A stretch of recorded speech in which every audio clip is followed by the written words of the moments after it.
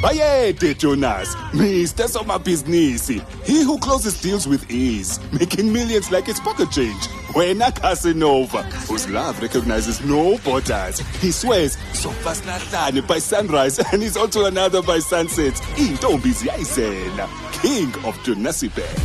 While some men are praised, others should come with a warning. Watch The Polygamist, now playing only on Netflix. Click kaya959.co.za. This is how we do it. To download the Point of View podcast. Over to the Middle East now. So the first round of negotiations between US and Iran have reached a final to reach a final deal. Qatari and Pakistani negotiators are calling it an encouraging, progressive meeting. I do have on the line defense and strategy analyst Dr. Joan Swart on the line with us this evening. Dr. Swart, a very good evening to you. Thank you so much for making time for us.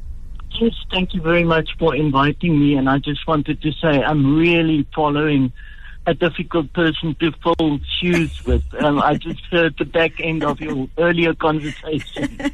Well, I appreciate you making time for us.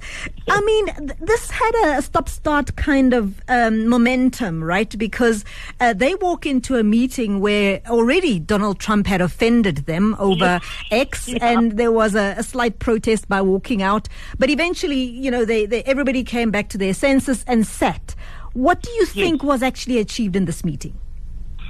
Well, I think it's an extremely good and necessary start. I mean, you mentioned that it's still on shaky grounds, but I think we must remember that the most important point is that both sides have now stepped back from the conflict that's almost lasted for 4 months now, that neither could confidently win at an acceptable cost to either of them. So we need to understand that the agreement does not mean that they suddenly trust one another. But they've just both concluded that continuing the escalation is very much more costly for them than to negotiate. Dr. Swart, I mean, this is the kind of war that changes literally every minute, every second. So over the weekend, the Strait of Hormuz was opened and closed again. And then Trump said a couple of tweets and, you know, really saying some offensive things about dropping bombs on their heads. Yeah. So what's going to hold this together? And we'll come to Israel now, but just in the manner in which as number one, you said mistrust, but also how they're going to manage this very volatile mouth of Trump's, number one. That you've just got to ignore, and I think Iran has been doing very well up to now to just ignore it, because he makes a 180 just about minutes after he said something. He will sit back. But what is going to hold it, and you said we'll talk about Israel, that is the most contentious point on the MOU. So what is going to hold it is that both sides are they need this off-ramp. I mean, Trump is in trouble at home. He's facing growing economic and political costs. He cannot guarantee that escalation would remain limited. I mean, he's losing allies among the Gulf states one after the other. And he's risk being the reason for a big disruption to global energy markets. Now, on Iran's side, they are actually in a much stronger position than many expected. They have suffered military and economic damage. They are still facing pressure at home, though I think it's even now a little bit less than what it was before the war started, strangely enough. And they demonstrated that they've got leverage, that they can survive and not simply be coerced into surrendering. So the very first point on that MOU is the issue of Lebanon. Yes. And this is a big one, because we're coming back to Israel. Israel is not in the room, during these negotiations currently. And I suspect that's going to be the biggest factor. What's your take? I think so too. In the MOU, amongst the 14 points, the first point, I think, mentions Lebanon 3 times. And then there's one later on which talks about respect the sovereignty of Iran and Lebanon. And Iran's been very, very clear on this point. It's a non-negotiable. The conflict, the military action in Lebanon must stop. Now, of course, that's Israel that's committing that. That's been, entering or basically occupying a third of the southern part of Lebanon. Yeah. So a ceasefire between Washington and Tehran is necessary, without managing Israel somehow, it may not be sufficient to ensure lasting stability. So how are we supposed to read this? Because I think it was on Friday where you kind of saw Donald Trump wagging the finger at Israel, saying, you better remember who's paying for those bombs, and without us, you wouldn't be where you are, or you wouldn't be safe. And there was a flip-flopping very quickly after that, because Israel reiterated Netanyahu over the weekend was steadfast in saying, well, I'm not backing down. In fact, we are not moving from the south of Lebanon. And then, of course, again, Trump then says, well, Iran must manage their proxies. So I'm not sure whether the U.S. in Trump can manage Netanyahu. Look, there's one single point which I cannot emphasize it enough. The U.S. only has enough reserve crude oil left until about middle July. And Trump has said that himself. And if they can't get the crude oil moving, it'll be a huge, huge domestic problem for them and across the world. I mean, many East Asian countries, Bangladesh and so on, they've run out of crude oil and the products of it. So it is necessary to manage Israel. Now, you're right that Netanyahu, Naftali Bennett, people like Ben Gvir, Smotrich, they all have said that they're not going to stop. They think it is their right to, as they call it, defend themselves. But there is a question of whether Washington can or will, more importantly, will constrain Israel.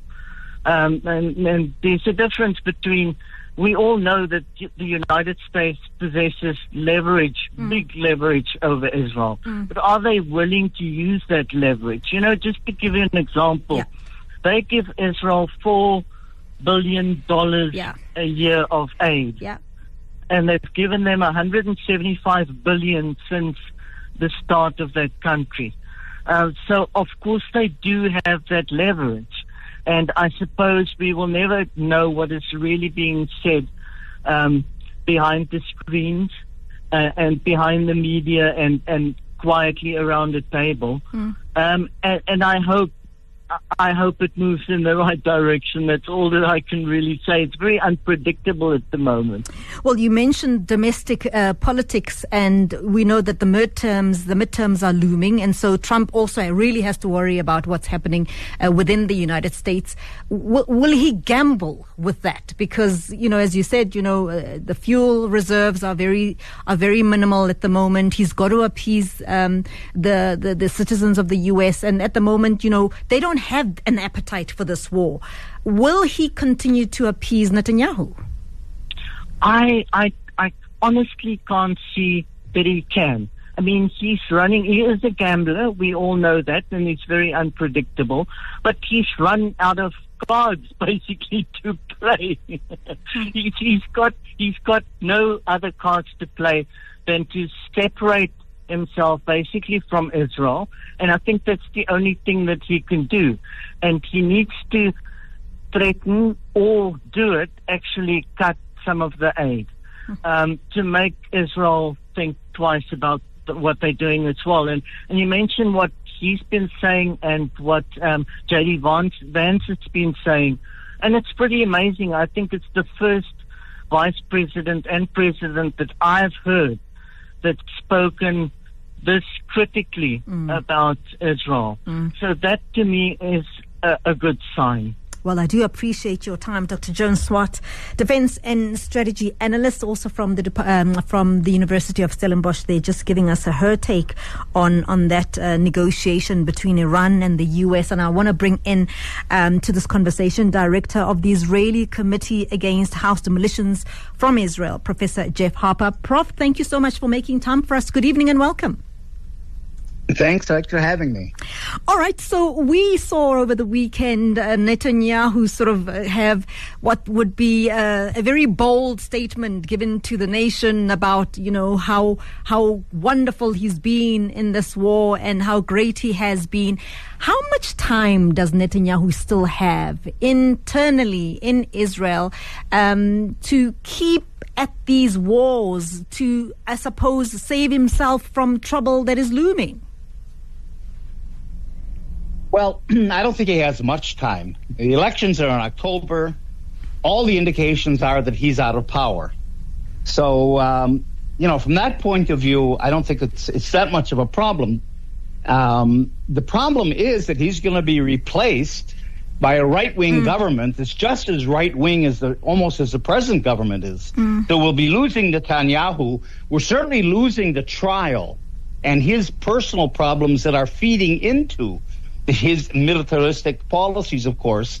But still, Israel is caught because it's all the parties on the right, including the opposition, so-called, agree that we have to finish the colonization of Palestine. We have to finish settling Palestine, breaking the Palestinian resistance, and going on, and basically Judaizing Palestine. And that just locks us into a conflict, not only with the Palestinians, but with the whole Arab world, with Iran, and of course with the rest of the international community. So I don't see a way for Israel to get out of the mess that its whole 135 years of settler colonialism has brought it to, not only Netanyahu. So, to your point about Israel moving towards more right, even though, yes, Netanyahu may probably end up in jail and all of that, just maybe give us a sense of what appetite the Israeli citizens have for this war in Lebanon. Well, they don't have much appetite at all for any of this, really, although, there is the actual, fact that Hezbollah is shooting at the northern settlements. In other words, if you don't have any political horizon, Netanyahu has no political program, and he can't. Because, again, Israel is locked into this process of taking over Palestine by force. And so it's locked into that. There is no negotiation. There is no political horizon.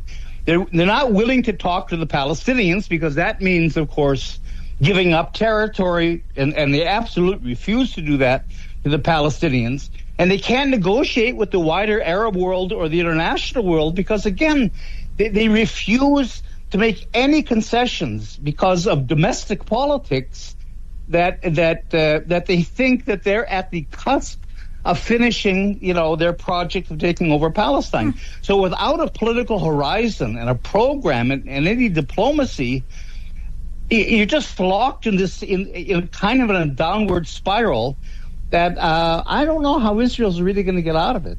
Netanyahu over the weekend spoke about, relying less on the U.S. Militarily, and I wondered how ready Israel is, especially if Israel is going more right and still has the agenda of taking all of Palestine. I mean, we've seen what's been happening in the West Bank and how emboldened the settlers have been recently.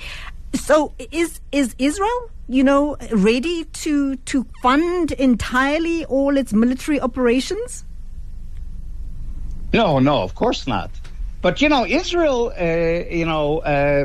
knows how to play all the different players against each other. It's really it doesn't have all its eggs in one basket. I wrote a book called War Against the People that deals with that. For example, Israel is very close to China. So if the United States, and with public opinion in the U.S. turning against Israel, really becomes impossible, the Americans will not support anymore, maybe, this whole process of destroying the Palestinians, basically, and destabilizing the Middle East. If they won't go with that, I could see Israel pivoting to China. Don't forget the BRICS countries are very supportive of Israel. India loves Israel. Except for South Africa, all the BRICS countries are very pro-Israel. And the African countries too, by the way. Yes, you're right. Except for South Africa, but actually you've got support in the continent. Perhaps maybe. So besides the United States and Europe, Israel could shift and go to the BRICS blocs and certain Arab countries and so on, and create an alternative for itself to the United States. So with where we are right now, what then becomes the issue of Palestine? So we've seen that the international media has, in a way, almost forgotten about Palestine because, our lens is everywhere else. But we know for a fact that hasn't stopped Israel from bombing. Are you seeing that in your media? Are people aware that, the ceasefire actually hasn't taken place? No. Israelis are conditioned. All these years, they believe that it's a zero-sum game. It's us or them. It's either us or the Palestinians. So the fact that there's all the conflict around and the shooting and all of that, they don't see any opportunity for a ceasefire because the Arabs are to blame, not us. And they reduce it to anti-Semitism and all this kind of stuff. And so really Israel is locked into this dynamic, and I don't know. The assumption of Israel is that the Palestinians are dispensable, that they can make a separate peace with the Arab world. That's the Abraham Accords without the Palestinians, and that remains the question because I think Israel might have done that.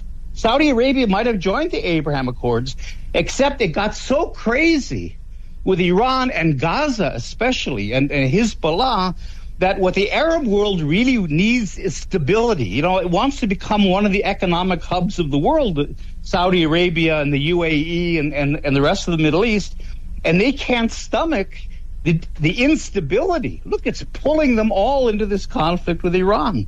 And so I think Israel might have played it better if they would have controlled their military, restrained themselves militarily more.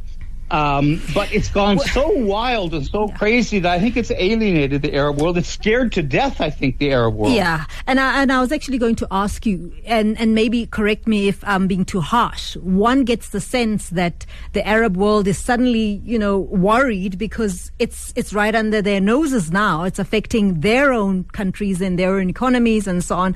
But there really wasn't this, there wasn't enough done when it was still contained within Gaza and not really affecting them. So one wonders if it's just because now it's affecting them that they're suddenly getting to worry a little bit. I'm not sure whether they're actually worrying, but I think they are concerned because it's affecting their own economies.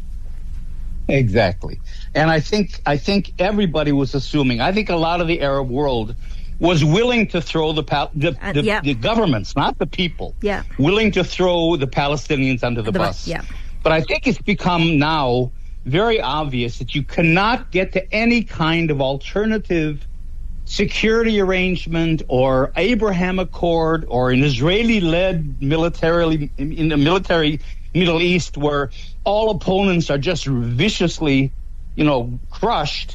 That's just not a recipe for the future. And I think the Arab world is getting back to the idea, even if they don't care about Palestinians, that the Palestinian issue has got to be resolved before you get to any kind of regional stability. And that's where they're getting more and more to be at loggerheads with Israel. Yeah, but Professor Harper, how serious are they about the Palestinian issue? Because as you can see, even with the negotiations with Iran, Lebanon is a talking point.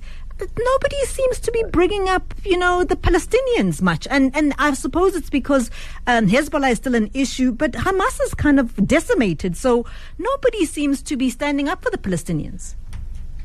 Exactly. I mean, that's always been the problem, is that the Arab world used to, in a way, don't forget the 2002 Arab Peace Initiative that Saudi Arabia initiated that said there has to be, a resolution of the Palestinian issue And they made all these kinds of offers to Israel to resolve this problem in kind of a two-state solution, and Israel didn't even bother to respond.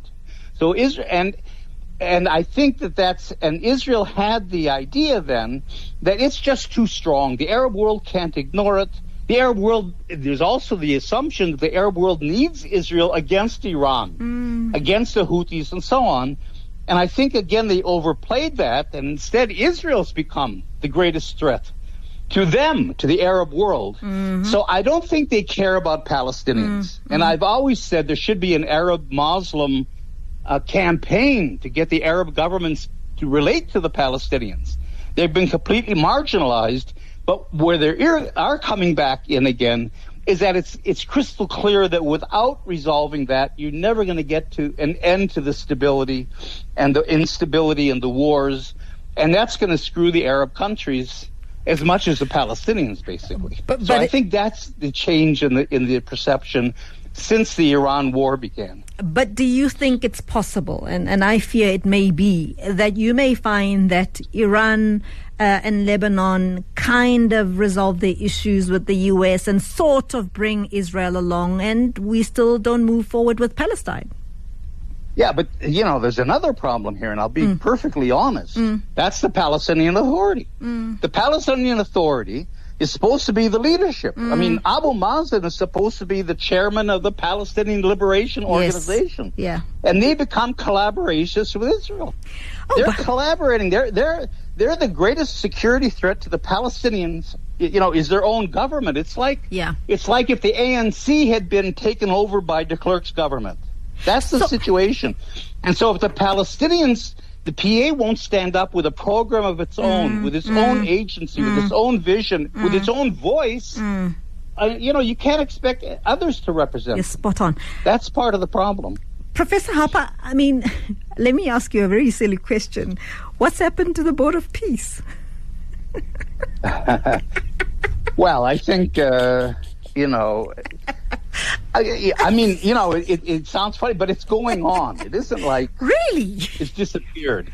And the problem is, this is a corporate colonialism. It's kind of almost a new kind of colonialism over Gaza. Yeah. And nothing is happening. The Palestinians are suffering. The genocide's going on. But I think these elites with Kushner's real estate thing, I mean, their plans are gelling quietly and say, one day they'll be thrust on us. But what it really shows is how marginal the Palestinians are, whether you're talking militarily or politically or financially. They have no say in terms of the reconstruction of Gaza. Israel's cut off almost all humanitarian aid to Gaza. That's not even in the news anymore. I mean, you're right. The Palestinians have really fallen off the map, and I think Gaza even more so. And that should be part of our responsibility, is to keep them at the center of attention. You're right there. Are you guys reporting on the West Bank? Yeah, we're working here, every day, except, we're civil society organizations. We don't have access to the media that much. We don't have access to the diplomats, to governments, and so on. So we do what we can do. But, again, I mean, you can't blame the victim, but in the end, unless there's a strong Palestinian voice here that stands up for itself and inserts itself into the political process, nothing's going to happen. And the PA won't do that. But the PA is preventing the Palestinian civil society. There's all kinds of leaders in the Palestinian society. There's hundreds of them. But you ask, where's the Palestinian Mandela? Well, the answer is he or she is either dead or in prison. And a lot of the death and imprisonment is done by the Palestinian Authority, not by Israel. So, that's the kind of internal dynamic that unless we can break that, if we could break that and there was a Palestinian voice, they would have tremendous international support. Yeah. But it's all being kind of... closed down because of that. And the little fact of being infiltrated, which I think we don't speak enough about. Well, I don't know if they're infiltrated. That's partly, but at the same time, they're pretty willing collaborators. You know, they have their financial interests. They got, they're all, Abu Mazen's 90 years old. And he's sitting securely in the prime minister's office. He has a $65 million palace that he lives in. And the Palestinians in the West Bank are getting to the point of Gaza. I mean, there really is hunger in the West Bank. Israel has not allowed any workers from the West Bank into Israel to work for the last 2.5 years. You know, there's no economy. The health system's collapsed there. And that isn't being publicized. There is settler violence that's being publicized, but the Israel's really the destruction with the help of the PA of the Palestinians in the West Bank should be highlighted certainly as much as Gaza is, in my view. Sure. Thank you so much for making time for us. That's Professor Jeff Harper, who's the director of the Israeli Committee Against Hostile Militias. Your reaction, 08600000959, 063-688-0959. Wendy, we want to comment on the issue around Palestine. Good evening. Good evening, Phemelo. Thank you for covering this today. Both of you are right. I mean, it's almost as if Palestine has fallen off the radar. Yeah, absolutely, which is quite shocking because the killings continue in Gaza and the violence and repression has gotten worse in the West Bank. I have one quick comment. I mean, I think there is a high level of complicity, Jeff is right, on the part of the Palestinian Authority. That is correct. But for the most part, if you look at the work that Palestinian human rights organizations are doing and what they are documenting about their leadership being held in detention. For instance, how long has Marwan Barghouti been in detention, held by the Israelis? One comment that he made, which was some of the activists are held by the Palestinian Authority. Well, in fact, for the most part, the Israeli regime holds people in Israeli detention centers under administrative detention. Just quickly, Wendy, for those who don't know what that means, it means that you're really not charged with anything, and they don't have to, say we are arresting you for X. You can just be thrown into jail, and you'll be there forever and ever, amen, until they decide you're going to leave. So that's what that administration arrest is all about. Yeah, that administrative detention was done in South Africa by the apartheid regime, where they were arresting activists under what they call the Terrorism Act. They arrest you, they keep you in detention for the longest time without charge. And there's no obligation under law to release you or to charge you formally, right? And in the Israeli military justice system, what even worse is, and I hope, Jeff, next time you speak to him, talks about this. Because Palestinian organizations like Adinir, for instance, have documented how a Palestinian will be arrested under administrative detention, will die in detention. Somebody hear me very clearly, will die in detention. And if they have been sentenced for, let's say, 10 years, and the person dies, 5 years, the Israeli regime will retain the body. So for the next 5 years, she said the sentence is not complete, right?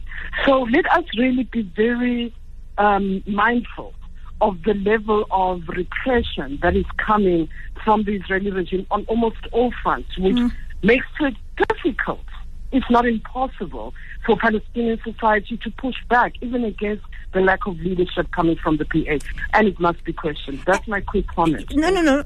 Maybe stay there, Wendy, because one has to still ask the question. I'm under the, really for me, I still don't think the Arabs have done enough to get themselves involved in the Palestinian issue.